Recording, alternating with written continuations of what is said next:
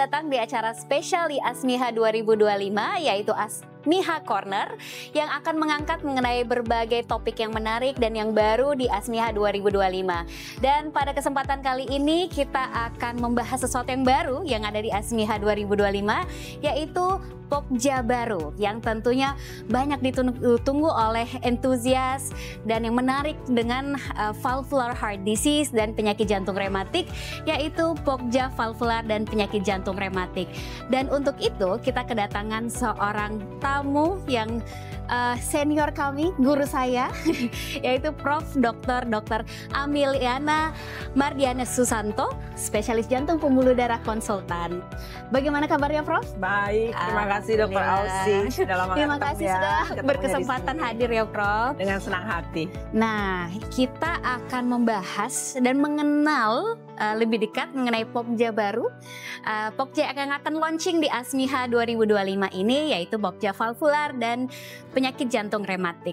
Ya, sebelumnya Prof nih ya, kita akan launching nih sebuah Pokja baru. Tapi sebenarnya berangkat dari mana sih sebenarnya Pokja ini diinisiasi? Apa sih latar belakangnya Prof untuk membentuk Pokja ini? Silakan Prof.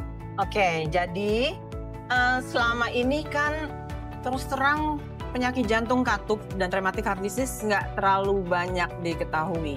Padahal kalau kita lihat di rumah sakit itu burdennya atau pasien-pasien kita yang penyakit jantung katup banyak sekali. Dan biaya terhadap tata laksana penyakit jantung katup itu besar sekali. Karena penyakit jantung katup itu pada dasarnya terapi definitifnya adalah operasi atau intervensi non bedah.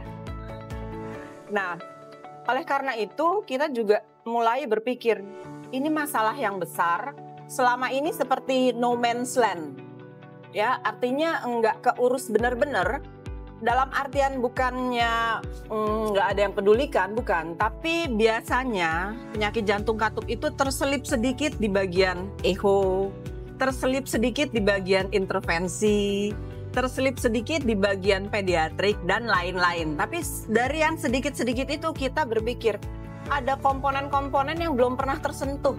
Misalnya, gimana sih problematiknya penyakit jantung katup dalam hal ini misalnya rheumatic heart disease yang masih banyak di Indonesia yang mengenai orang-orang muda.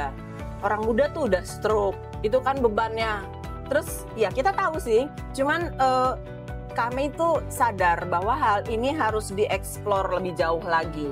Dan oleh karena itu kita berpikir, saya mengusulkan kepada Ketua Presiden Perki, ini ada bagusnya supaya kita lebih memperhatikan lagi penyakit jantung katup dan terutama rheumatic heart disease yang masih banyak di Indonesia, supaya lebih keurus gitu loh. Iya, sebenarnya apa sih hambatan dan apa sih kenapa penyakit jantung rematik terutama ya dan penyakit jantung katup di Indonesia itu seperti kurang dilihat selama ini, Prof? Emang betul. Saya rasa mulai dari awareness ya, awarenessnya kurang. Awarenessnya siapa? Semua pihak. Mulai dari kita sebagai tenaga kesehatan atau sebagai kardiolog pun, atau spesialis yang lain, atau dokter umum, atau masyarakat, dan even pemerintah. Jadi rasanya mereka tuh berpikir penyakit jantung rematik kayaknya udah nggak ada di Indonesia. Tapi ternyata kita kan melakukan registry ya. Ternyata besar, masih besar dan bebannya cukup besar. Sehingga mungkin itu merupakan data dasar untuk kita bergerak lebih serius lagi dan lebih cepat lagi untuk mengatasi itu. Jadi bukan hanya saja kardiologis ya yang harus masuk. Bahkan dokter umum, tenaga kesehatan itu juga bisa terlibat. Masyarakat juga ya. Berarti pasti tentunya Pokja ini punya visi ya Prof ke depan. Ada visinya, pasti ada misinya, mau kemana sebenarnya arah Pokja ini, gimana Prof sebenarnya? Jadi visi besarnya tuh sebenarnya kita ingin mengatasi masalah penyakit jantung katup di Indonesia, termasuk rheumatic heart disease, secara kerjasama multidisipliner, baik nasional maupun internasional, baik kerjasama di Pokja di Perki, maupun di organisasi profesi lain di Indonesia. Jadi pada dasarnya untuk mencapai visi ini kita nggak bisa kerja sendiri, sama sekali nggak bisa kerja sendiri, kita harus kerjasama. Jadi yang penting adalah dengan tujuan itu kita kerja bareng-bareng, insya Allah bisa tercapai. Karena memang penyakit jantung katup itu seperti saya sebut tadi, ini multidisipliner.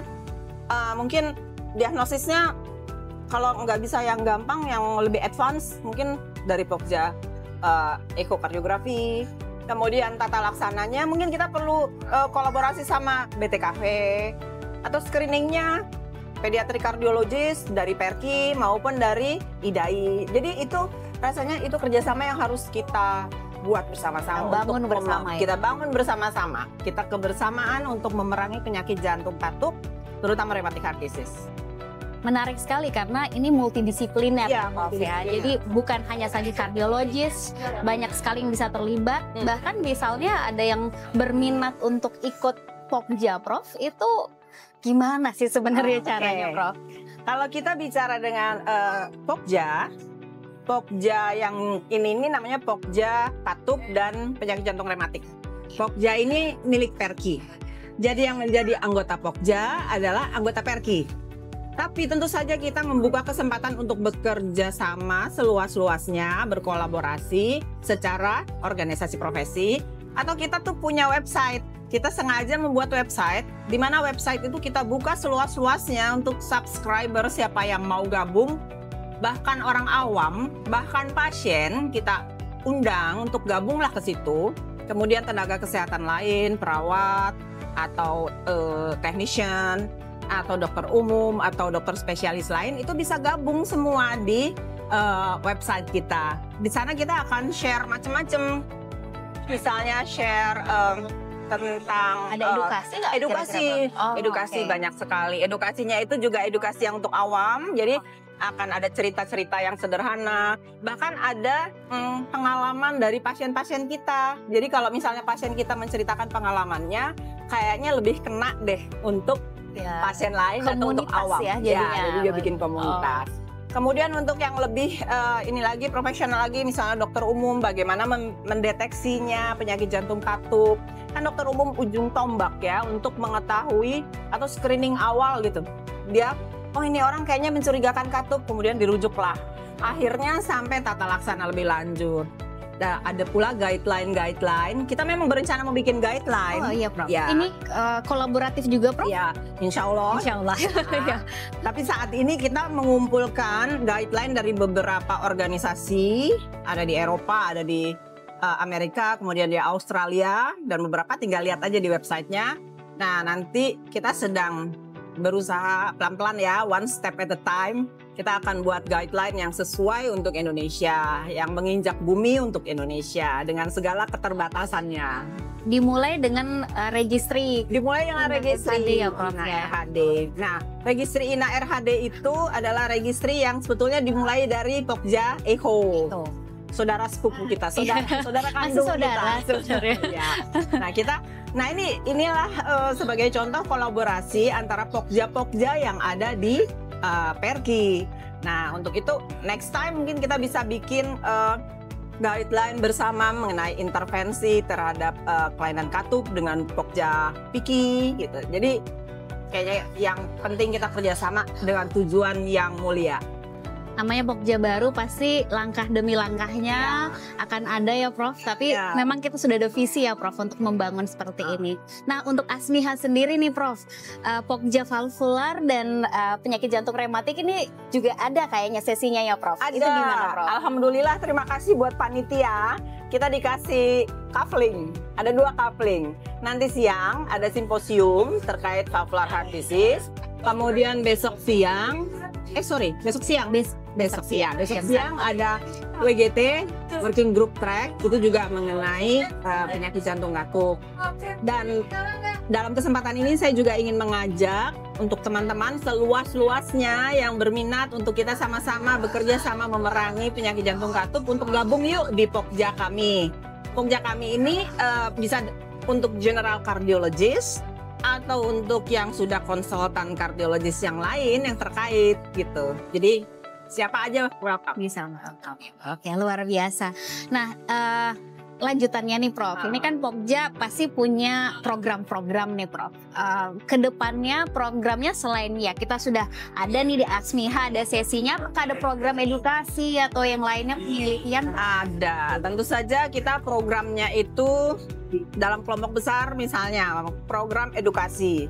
Edukasi itu untuk awam, untuk profesional, dan untuk yang lebih spesialistik untuk kardiologis. Kemudian kita akan membuat guideline atau panduan-panduan. Kemudian ada program juga untuk pelayanan, terkait dengan pelayanan. Itu nanti kerjasama juga dengan teman-teman.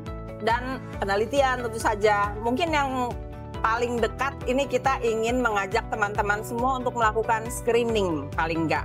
Screening terhadap penyakit jantung rematik yang awal. Kalau kita bisa dapetin awal, maka kita bisa mencegah untuk kerusakan lebih lanjut dan burden atau beban-beban pemerintah terhadap kehilangan jumlah manusia produktif akan berkurang, kehilangan pembiayaan yang begitu besar untuk operasi jantung dan lain-lain akan berkurang, mudah-mudahan itu. Jadi kita ya, yang penting kita mulai langkah pertama untuk kita berlari selanjutnya. Mudah-mudahan semua dilancarkan ya Prof ya. Nah, sekarang karena tadi berlari nih Prof, nanti kira-kira menurut Prof harapannya 5 tahun ke akan datang Pokja ini sudah seperti apa Prof? Oke. 5 tahun ke depan, 5 tahun kita masih bicara awal-awal nih, masih bayinya nih Prof. Tapi sebetulnya 5 tahun itu kan balita. Udah bisa jalan sih. Udah bisa jalan. Cuman saya rasanya sih nggak yang muluk-muluk dulu ya.